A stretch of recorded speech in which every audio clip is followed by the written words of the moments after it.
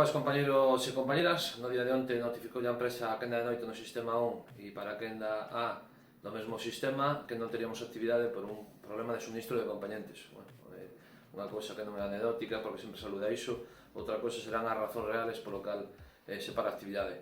A cuestión que a quenda de noite, en principio, a empresa manifesta ou a dirección que lle van a aboar as horas que tiña previsto cada taller realizar, se ben é certo, os complementos inherentes, entendemos, pola propia actividade da quenda de noite non se van a aboar, non? Moito nos equivocaremos se fora certo.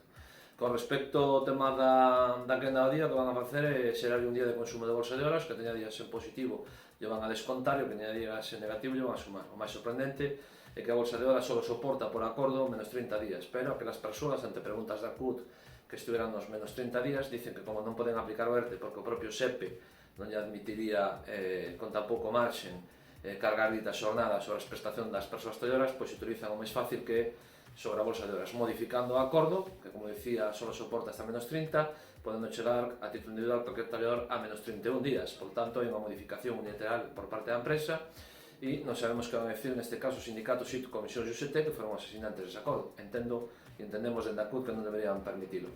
Isto son as consecuencias precisamente de firmar acordos desa índole, porque o propio acordo de bolsa de horas dice que se podrá preavisar ou deberase avisar con 24 horas de antelación salvo circunstancias, urgencia, análogo a naturaleza, o sea, como sempre a empresa se reserva a posibilidade de facer o que lle pete cos diferentes acordos. Isto tamén sucede cos acordos do ERTE, e aí onde os sindicatos que agora manifestan que están en desacordo, que van a judicializar, que van a estudiar isto xurídicamente, que quedará en papel mollado, pois teñen que darse de conta que unha vez que asinan este tipo de documentos a libre arbitro e onde unha das partes que dá a consideración de facer o que lle pete, pois estas son as consecuencias. Entón, ahora non podemos rallarnos, compañeros e compañeras. O papel soporta todo, pero, de logo, os nosos dereitos e as nosas familias non teñen por que soportar chamadas horas intempestivas. Por lo tanto, a CUT, como sempre, seguirá defendendo a clase traballadora.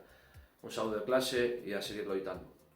Por certo, compañeros, o artigo 30 dos Estatutos dos Traballadores obrigaría a empresa, se non existira ERTE ou bolsa de horas, a ter que pagar no seu día. Por lo tanto, esos acordos, o único que lle benefician, como sempre, é a empresa, non as clases traballadoras.